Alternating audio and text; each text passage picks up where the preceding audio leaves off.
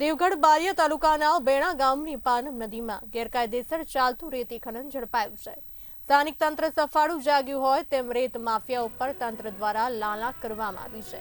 મામલતદારને જાણ થતાં મામલતદારે રેડ કરી હતી।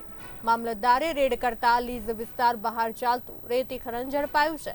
લીઝ વિસ્તાર બહાર લીઝ હોલ્ડર રેતી ખનન કરતો હતો, ત્યારે લીઝ હોલ્ડર ગેરકાયદેસર મોટા પાયે રેતી ખનન કરતો હતો, જેને લઈને મામલતદારે રેડ કરી હિટાચી મશીન ઝડપી પાડી ખનિજ વિભાગને જાણ કરી હતી।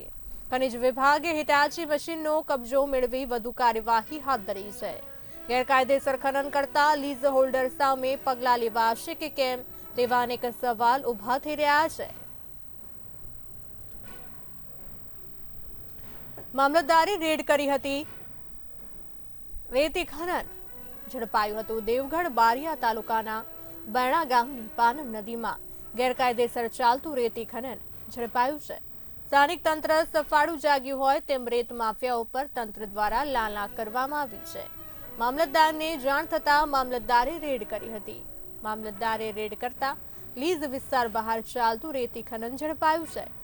લીઝ વિસ્તાર બહાર લીઝ હોલ્ડર રેતી ખનન કરતો હતો, ત્યારે લીઝ હોલ્ડર ગેરકાયદેસર મોટા પાયે રેતી ખનન કરતો હતો, જેને લઈને મામલતદારે રેડ કરી હિટાચી મશીન ઝડપી પાડી ખનિજ વિભાગને જાણ કરી હતી।